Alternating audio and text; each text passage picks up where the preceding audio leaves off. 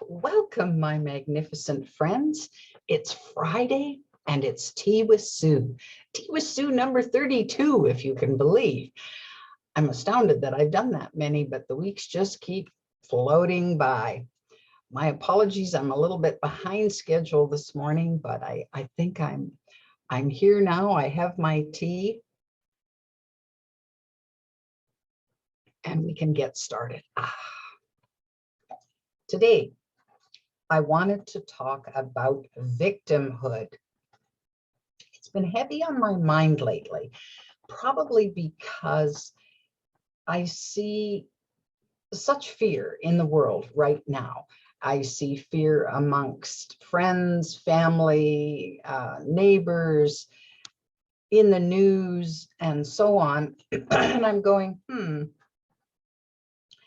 as magnificent beings, how does it serve us to embrace being a victim? Well, I guess it serves us in one way, in the sense that if I feel I'm a victim of my circumstances, of the situation in front of me, of life, what's happening around me, then I can very easily blame other people, and then I don't have to take responsibility for any of that. Well, it's not my fault. It's their fault. It's the government's fault. It's the doctor's fault. It's it's my spouse's fault. It's my kid's fault. It's on, and my boss's fault, on and on and on. But you know what? When I see that happening, I see some pretty miserable people who are anxious, people who live in fear, people who can't achieve their dreams, people who are discontented and dissatisfied. They're suffering. How do I know this? Because I hung out in victimhood for lots of years. I didn't want to take responsibility for what was going on in my life. And in fact, I didn't really understand that would be a good thing. So, because I just modeled my behavior after whatever I believed, and also what I saw in the world around me. And I had lots of people around me who were quick to blame others for, well, you made me do that, kind of like the when we're in the sandbox, and why did you hit your brother? Well, he hit me first, and then the wrangling begins. Well, as we get older, one would hope that we kind of take a look at that and say, well, if I hadn't taunted my brother about something that made him fearful, then maybe he wouldn't have hit me. And so I played a role in that it takes, as the saying goes, it takes two to tango. Well, the incident didn't happen in isolation. It happened because of certain things I did or didn't do, and certain things he did or didn't do. So the hope is that as we grow in understanding and maturity, and we broaden our perspective, we begin to say, we look at cause and effect, right? Well, if this hadn't happened, this couldn't have happened, and so on. It works in the positive, and of course it works in the negative. So what is it that nags at you, that you feel victimized by? So for some people, it's, I think there's a big conspiracy going on in the world about the whole vaccination in the world. The government is going to track us and do all these things. And I'm going, really? You think the government's that smart? I'm not so sure they are. Have you dealt with bureaucracy lately? I have, and I don't find that they're that efficient. So I there's no way I can believe in this whole, big brother is watching us and trying to track us down. Well, because it seems nonsensical to me. It seems overly fantastical, and I'm going, well, I don't want to buy into that. I don't buy into it because it just doesn't fit for from my perspective and my view of the world. But people can get pretty victimized by falling into that trap and feel, well, what can I do about it? Well, I won't get the vaccine. I won't do this. I won't do that. And okay, fine. And that's your choice. We have free will on this planet. But I guess the underlying thing is, why are you so fearful? Like, do you really think that, how is that going to affect your life if you buy into that fear? Well, what other fears are you buying into? And how does that keep you stuck? How does that keep you from doing things that maybe you've always dreamed of? So for those of you who say, oh yeah, I've been a victim quite a bit, and I'd really like to stop doing that. Those of you that are happy there, carry on. That's your deal. And I've carried on for years in wanting to place the responsibility squarely on someone else's shoulders when it rightfully belonged on mine. But if you want a different perspective, if you want to have something different going on in your life, then it requires some effort for sure, because feeling like a victim can become very habitual, and blaming others can be very habitual. So it's to reverse that. It's to turn the tide and say, well, what if the event were neutral?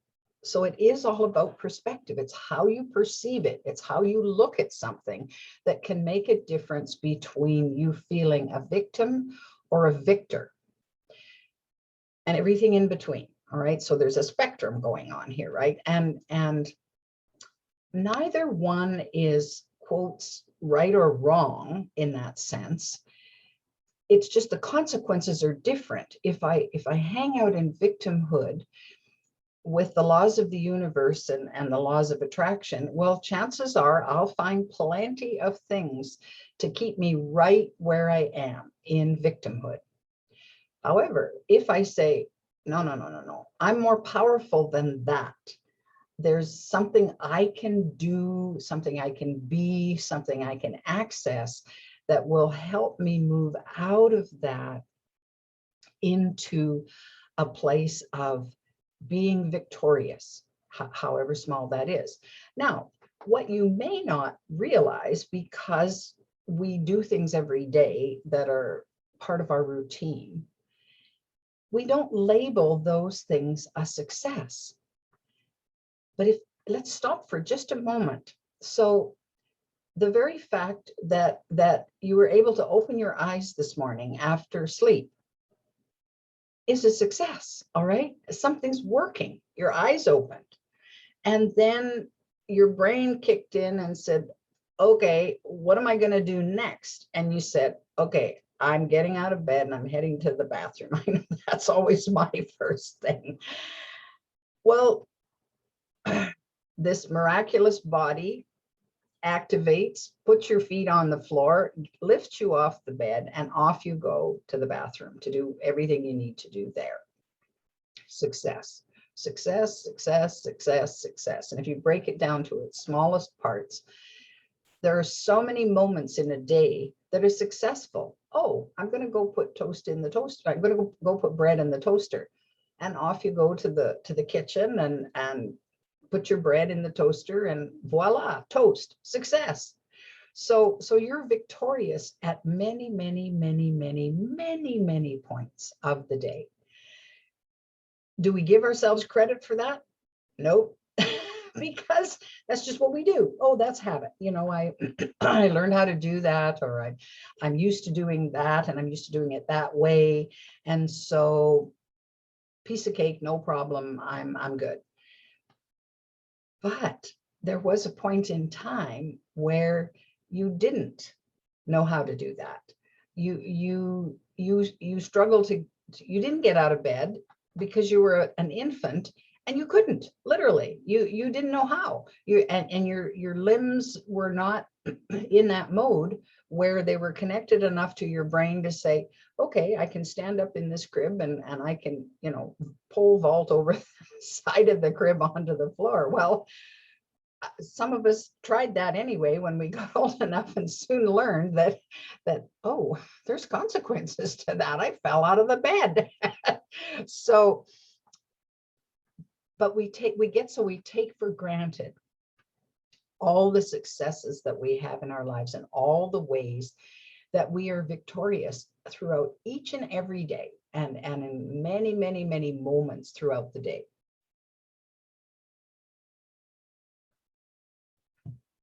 So when we shift our perspective to saying, how am I am a victor. I want to be victorious. And how do I breathe that in and take that in at heart level, and consequently alter my behavior so that more and more victories show up? Then it sets a different track in your brain. It sets a different place in your heart. And the stress starts to ease, because fear starts to take a back seat. Whatever fears we had, I was saying to a friend this morning who was fearful about a path she wanted to go down. And I said, well, feel the fear and do it anyway. So are we scared to try something new? Of course we are. There's a myriad of reasons: the fear of failure, the fear of success, the fear that we won't measure up, the fear that we can't understand it or get it or whatever. And for some people, that stops them in their tracks and say, no, I won't even attempt it because I'm too fearful. I'm too fearful of the consequences of attempting and not succeeding.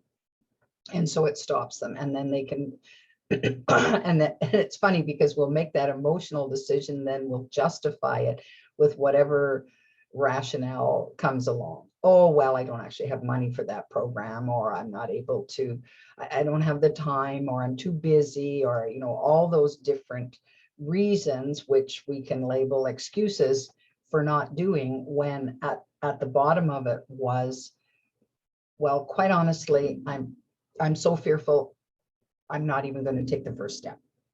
So right there, the acceptance of responsibility for what's really going on with you is the first step towards moving out of victimhood. I'm the one that is feeling what I'm feeling and making the decision. It's not really the money, it's not really the time, it's not really my ability or inability. There's something at core level that is stopping me. I'm stopping me. I'm victimizing myself. So how does this play out in relationships? Oh my, well, that's a big topic. So the question is, are we ever truly a victim of anything?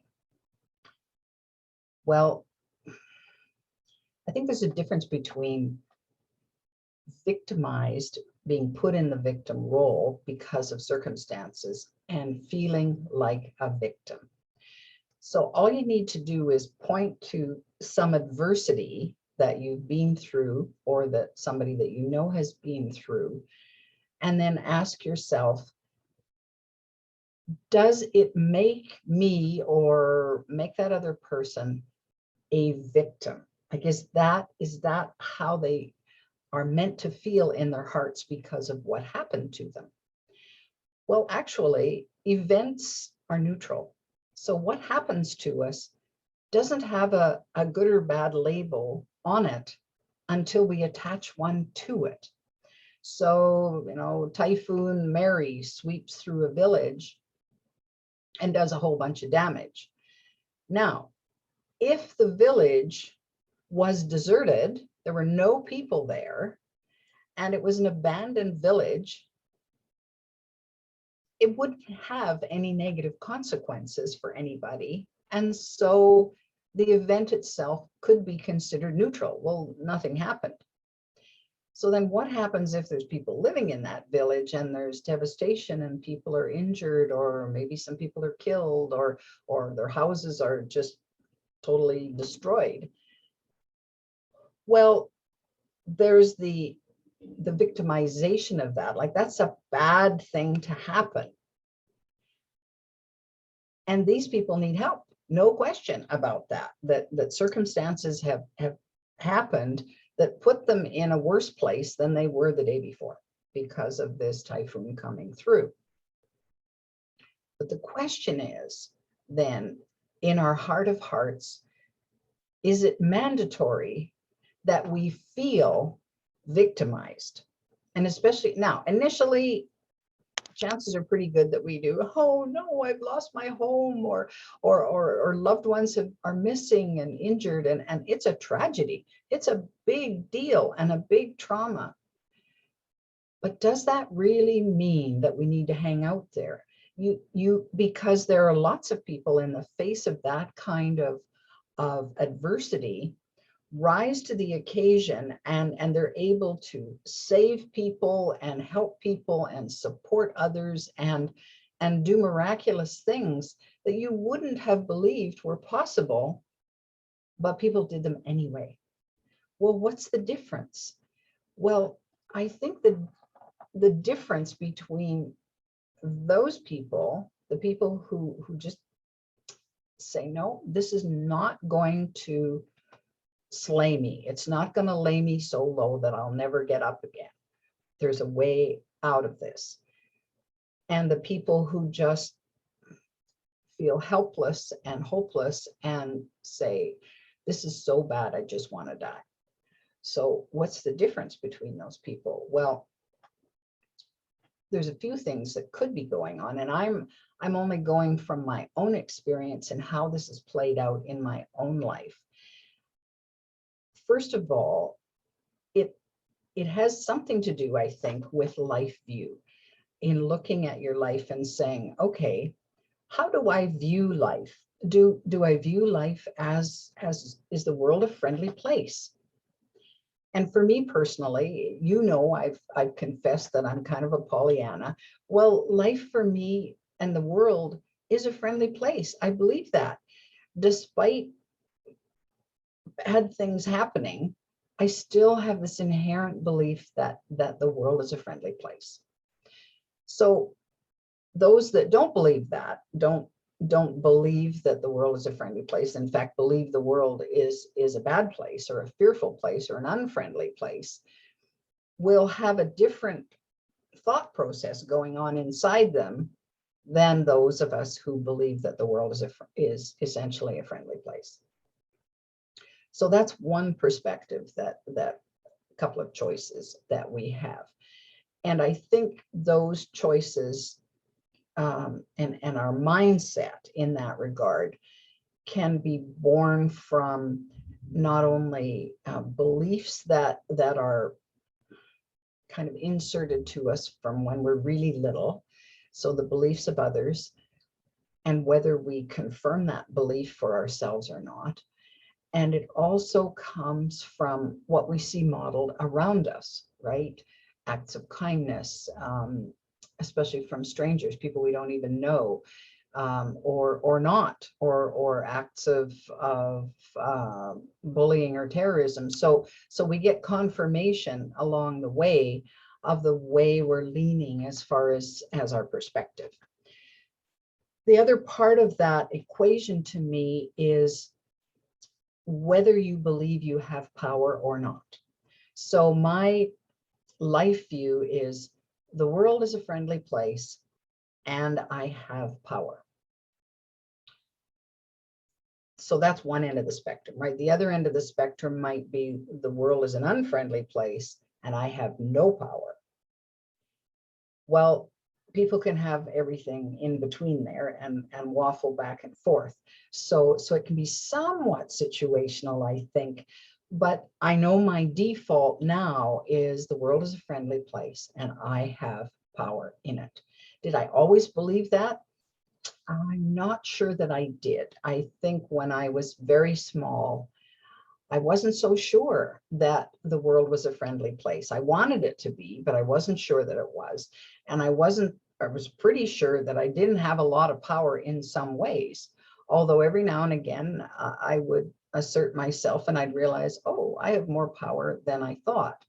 Well, it became kind of a learning, growing thing. I don't know that I was born with the world as a friendly place and I have power in it. I think it evolved over time.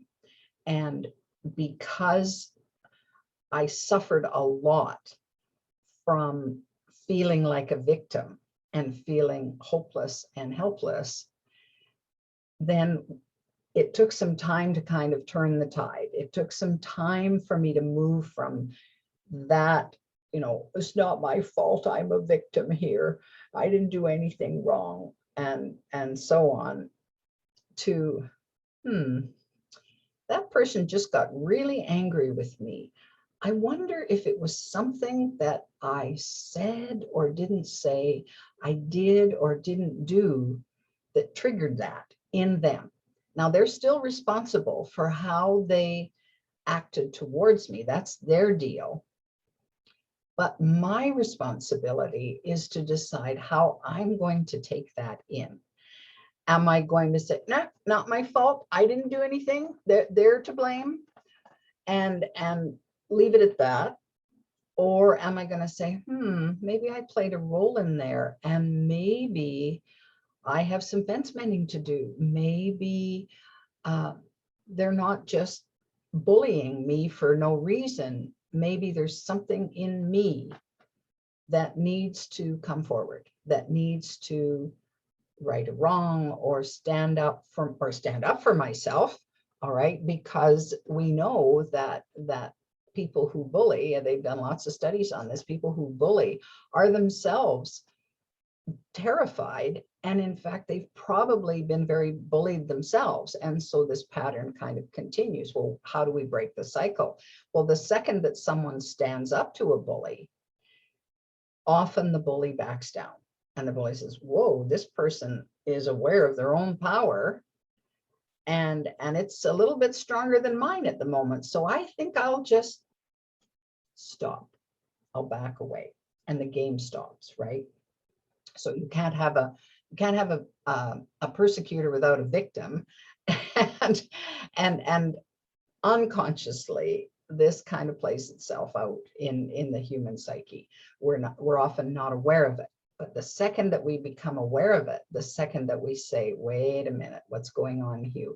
I'm feeling a little bit persecuted, so what are my choices? Well, I can do what I've always done and be the victim, or I can choose another path. I can say, wait a minute, let's just stop for a second. What is really going on here? And so that's the part of it. So that life perspective is wherever we're coming from, and I think that can develop into, from the world's unfriendly and I have no power, but I'm not positive about that. I just know for me that that's the place that I'm coming from, and I like that place, because then my world around me feels secure. I feel safe in the world because I believe it's a friendly place. Is it always friendly? No, but that's the exception to the rule than what I normally experience. And so I maintain that position. So where do we go from there? If we have a sense of what our life perspective is, then it's to look for evidence, especially if we don't like our life perspective, then it's to say, well, how do I change that? Well, it's all about thinking, right? It's all about, and it's about noticing and observing and saying, well, okay, so here's an example that I got many years ago, and this was at a time when I'm going to pick on New York as an example. I've only been to New York once, just to the airport, so I can't really speak to New York. I think everybody loves going to New York, and I would love to as well one day. But let's say I have a belief based on what I've been told by other people who have visited New York and had no transportation except a taxi cab. Let's say I say, okay, all taxi cab drivers in New York are rude. And that's a belief that I have going to New York. So I go to New York and I'm scared to get in a taxi because, well, what if they're likely going to be rude to me? That's my point of view. Well, I get this lovely taxi driver who's so helpful and so informative, comes out of the car and puts my bags in the trunk and says, "Where do you want to go, ma'am?" And then I say, well, I'm going to go here, here, here. And they're so helpful. They say, "Well, how long are you going to be here for?" And they start asking me questions about my stay and asking, am I traveling alone? Did I have family? And we strike up this conversation. And the next thing you know, it feels like we're friends. And I'm going, well, that's interesting. I thought all taxi drivers in New York were rude.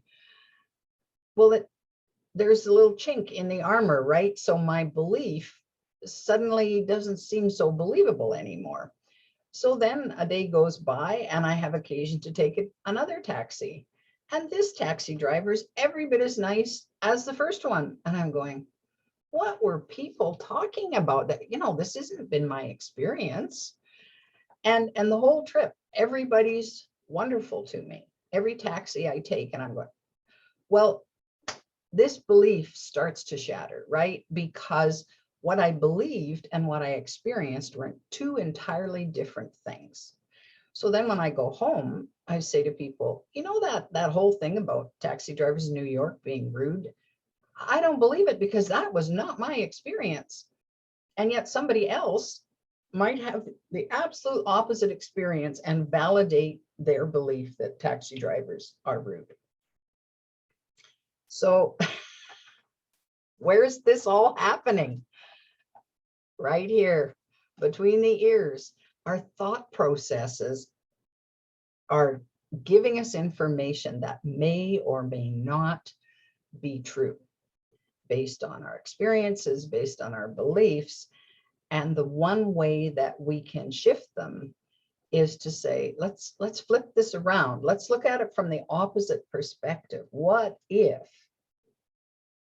this is all good, not, all white, not all black? What if? And there probably will be shades in between. I'm not a black and white kind of person in that sense where I think, well, it's either this or this, because there's many variations that go on in between. So we need to challenge ourselves. If we want to move out of the victim role, we want to take a close look. And where does the work happen? The work happens inside. And it's an inside out job to go from inside to say, why did I feel victimized by that? And how can I change that perspective? It does have to do with your understanding of how much power you have to exert change. Now, there's some things in life that the bureaucracy that we live in right now, at the moment, some of that might not seem changeable. But one person can do a lot, and all you have to do is look around and at the one person plus one person plus one person who tackled something that was hugely debilitating and was able to transform it. And some of these people are young, like 8 years old. I think of the young boy who wanted good drinking water for people in Africa, and especially the children in Africa. And did he have much power in the world? No, but he had a desire. And little by little, he was able to involve a large group of people in that process. And as a result, they've drilled many, many wells, and there's fresh water for people that wasn't happening before. So each of us has more power than we believe. We choose if we're going to be a victim of our circumstances or whether we're going to rise victorious. It might take some work. In fact, it probably will take some work. And it's okay to feel victimized at the outset, especially when a nasty adversity just, or some kind of trauma whacks you in the face. And but Are you going to hang out there? Is that going to be your routine for the rest of your life? I mean, it can be. And if you want that kind of suffering, go for it. I mean, that's fine. But I really want to encourage you today. You're too magnificent for that. You deserve to feel victorious. You deserve to pull yourself up out of whatever victimhood you hang on to in whatever arena, whatever thought processes where you're fearful and think you're less than. You deserve better than that. So I really want to encourage you today to go back and think about how that has been for you and decide how you want to deal with that in the future. I mean, there's lots of help out there to make that move and make that shift. But ultimately, it's up to you. We have the right to choose whatever we want, and we have the responsibility to live with the consequences of our choices or change it. If we don't like the consequences, we can change our minds. So that's a lot of what coming out of victimhood is about, changing your mind and saying no. So ask yourself, what if this event were neutral? It's just my perspective and my feelings and my thoughts about it that's pushing me either towards being a victor or towards being a victim. So what if? Well, that was a big topic for a small amount of time. We may revisit this at some point, and I'm looking around for a Magnificence mentor guest to talk about this a little bit more. So stay tuned for that. If you're enjoying Tea with Sue, you can find all my Tea with Sue videos on my app, The Magnificence Mentor, which is a free download. Please subscribe to my channel and like my video. Feel free to share it with others if you think it might be helpful for those you know. In the meantime, my magnificent friends, have an absolutely fabulous weekend. I look forward to seeing you next week on Tea with Sue. Bye for now.